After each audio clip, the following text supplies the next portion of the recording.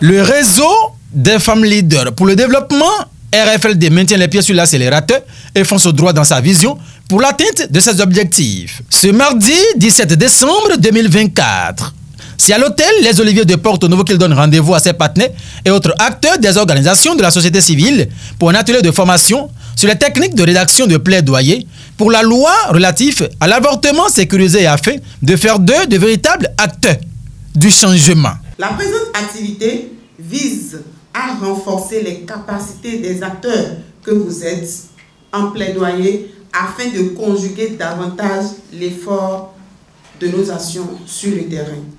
Le projet intitulé « Initiative béninoise pour combattre la stigmatisation et renforcer l'accès à l'avortement sécurisé » organise aujourd'hui à travers le plaidoyer et l'action citoyenne féministe. C'est un thème qui touche les familles, c'est un thème qui touche très particulièrement aussi les femmes.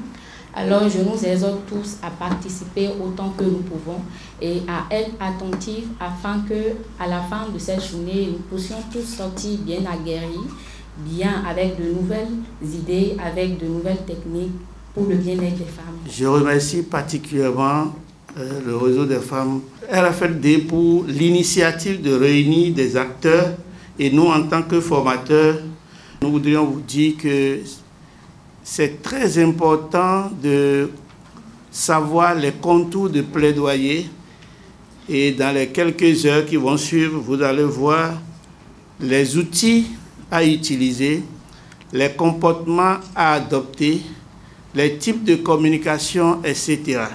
Je voudrais aussi souhaiter que chacun puisse... il n'y a pas de questions bêtes, il n'y a pas de tabou, parce que plaidoyer dans un secteur sensible comme l'avortement, il faut comprendre les méandres et les différentes parties pour pouvoir aller. Quand on échoue une fois, c'est difficile de relever la pente. Mais quand on réussit une fois, on réussit toujours. Renforcement des capacités en matière de plaidoyer. Devenez des acteurs du changement. C'est la thématique centrale autour de laquelle les participants à ce gigantesque atelier initié par le réseau des femmes leaders pour le développement de flotter les cervelles. De riches communications assez nourries avec des sous-thèmes variés ont meublé toute la journée. Aujourd'hui, nous avons participé à cette formation en tant que formatrice. Nous avons abordé le thème les fondamentaux du plaidoyer, précisément plutôt sur l'analyse du contexte. En réalité, nous avons échangé avec les participants sur les notions qui entourent l'analyse du contexte en matière de plaidoyer. Partie de l'identification du problème qui est la première étape d'un plaidoyer et leur montrer le bien fondé de prendre tout son temps pour pouvoir cerner tout le problème, ses contours, voir la possibilité de tenir compte du contexte local, international et du cadre juridique de la communauté afin que le problème posé soit vraiment un problème qui cadre avec les réalités de la communauté et auquel nous pourrons apporter des solutions.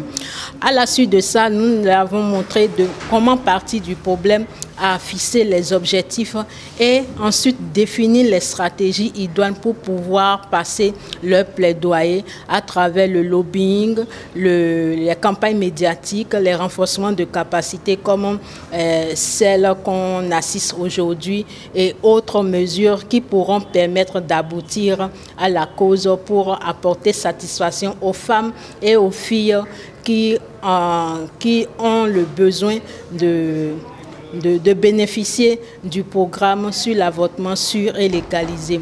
La communication que nous avons développée ce jour est relative à la communication persuasive qui met en exergue l'efficacité d'une communication.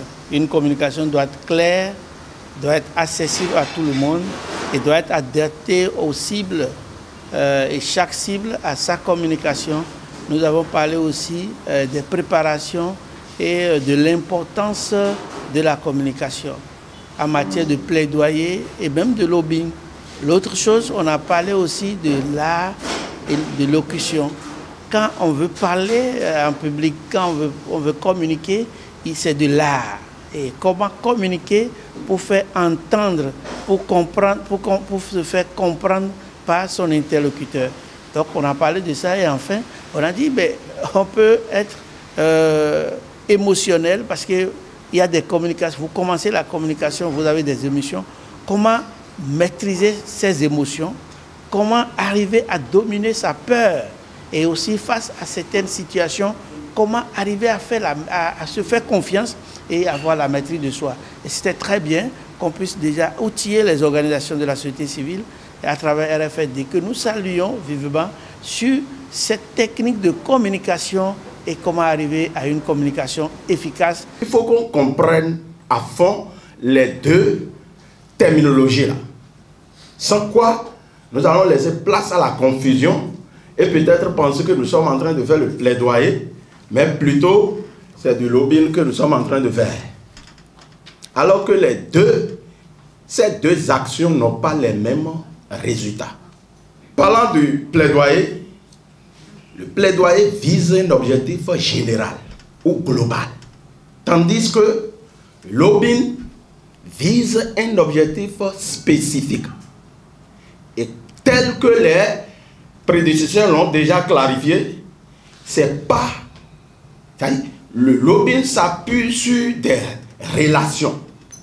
Et je peux vous dire que ça marche. Les réseaux sociaux nous offrent vraiment beaucoup d'opportunités pour mobiliser le maximum d'acteurs. Vous savez, nous voulons faire un plaidoyer pour que le président de la République puisse voir dans quelle mesure il peut nous aider à corriger tel ou tel problème. Si nous lisons nos textes ici, sans les médias, sans les réseaux sociaux, ça va rester ici. Si nous allons au ministère, nous allons lire là-bas, ça va rester là-bas et dans les archives. Mais si nous travaillons avec les médias, les acteurs qui sont des spécialistes des réseaux sociaux, nous allons voir tout de suite une action comme nous avons lancé ici, il y a peut-être 30 minutes, a déjà atteint la présidence de la République. Et que peut-être déjà demain matin, nous avons eu des échos, des réunions d'urgence qu'il y a eu. Nous allons voir dans notre pays, il suffit qu'il y ait une violation d'un certain degré des droits, d'une certaine manière, publiée sur les réseaux sociaux. Quelques jours après, on entend que le gouvernement a fait ci, la police est allée faire ça, est allée faire ci. Mais si ce n'était pas allé sur les réseaux sociaux, généralement, c'est très rare de voir véritablement des actions urgentes de cette façon qui sont menées. Le plaidoyer aussi, c'est un processus stratégique visant à influencer les politiques et les pratiques qui ont une incidence sur la vie des gens. Le plaidoyer aussi vise à influencer les prises de décision au profit des couches marginalisées en vue d'obtenir des changements. Le plaidoyer, c'est une action officielle et publique. Ce n'est pas une action de l'homme. Nous sommes en train de faire le plaidoyer, par exemple, pour l'adoption de l'avortement sécurisé. Ce n'est pas on va se cacher pour le faire. Les discours qui défendent les intérêts d'une composante de la société, nous connaissons la cible. Et c'est des discours ouverts à faire. Il y a la négociation aussi. Il y a les prises de position et de pression. Et c'est d'ailleurs ça que le RFSD est en train de faire ici. Aujourd'hui, on sait que le RFSD s'engage pour l'adoption de l'avortement sécurisé. Donc c'est un truc officiel. L'organisation étant aussi une organisation officielle. Donc il prend une position pour ceci. En matière de plaidoyer, il y a cette précision, la rationalité et les arguments factuels. Donc en termes d'objectifs, il y a au moins 4 objectifs dont je vais parler ici ce matin. Le premier objectif, c'est influencer les décisions. Le deuxième objectif du plaidoyer, c'est la sensibilisation. Le troisième objectif, c'est de renforcer les capacités. Renforcer les capacités, c'est soutenir les communautés affectées pour qu'elles défendent elles-mêmes leurs droits. Vous savez, si vous ne sensibilisez pas, vous n'amenez pas les gens à un niveau de compréhension qui leur permet également de se rendre compte que ça c'est un problème réellement. Pour s'en débarrasser, ça va être difficile. Et le dernier point concerne la responsabilisation qui amène à tenir le gouvernement ou les institutions publiques ou privées responsables de leurs engagements ou de leurs actions. Il peut arriver qu'ils prennent des actes, des décisions qui vont à l'encontre, je dis bien, du bien-être de la population, et il faut amener les arguments pour réellement les amener à comprendre que cette décision n'est pas la bienvenue. Fiers d'avoir ajouté un plus à leur préacquis, quelques participants livrent ici leur formation à leur sortie de séance. D'abord, je tiens à remercier le RFLD pour la qualité de l'organisation parce que c'était bien fait. Ensuite, cette journée m'a permis de mettre à nu le thème sur la plaidoirie. Ce que je ne savais pas faire en matière de plaidoyer, j'ai pu l'apprendre en cette journée. Donc je remercie vraiment le réseau des femmes leaders pour le développement pour cette organisation. Je suis satisfait de la séance d'aujourd'hui parce qu'elle m'a permis de maîtriser les contours de ce qu'est le plaidoyer. J'ai noté qu'un plaidoyer est une argumentation orale ou écrite visant à défendre une cause, une idée ou une personne. Ça m'a permis de savoir que pour faire un bon plaidoyer, il faut choisir des cibles. Il faut bien communiquer pour impacter, puis influencer la cible. La formation d'aujourd'hui, c'est une très bonne opportunité pour moi, dans la mesure où ça m'a permis de renforcer mes capacités sur la notion de plaidoyer. Ça m'a permis de voir déjà mes lacunes en matière de plaidoyer et de corriger ce que je fais déjà sur le terrain. Parce que, bon, déjà une ou deux fois, on a eu à faire des plaidoyers. Donc, la formation d'aujourd'hui m'a permis de vraiment voir ce que je faisais de mal déjà, de ce que je ne faisais pas correctement en matière de plaidoyer, de pouvoir les corriger à l'avenir.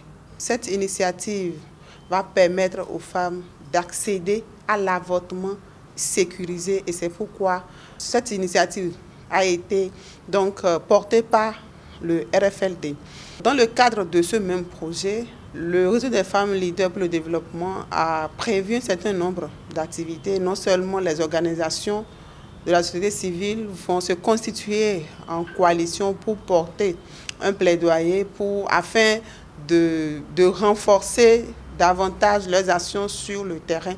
Mais l'initiative d'aujourd'hui, de l'activité d'aujourd'hui, c'est principalement pour outiller ces acteurs à avoir les outils nécessaires, à avoir les stratégies pour mener sur le terrain des plaidoyers efficaces. Cet atelier de renforcement de capacité des acteurs de la société civile sur les mécanismes de plaidoyer efficaces organisés par le réseau des femmes leaders pour le développement RFLD a levé un con de voile sur plusieurs aspects qui restaient incompris par le grand nombre et qui pourraient porter entorse à l'atteinte de l'objectif visé dans le cadre de la mise en œuvre du projet intitulé « Initiative béninoise pour combattre la stigmatisation et renforcer l'accès à l'avortement sécurisé à travers le plaidoyer et l'action citoyenne féministe ».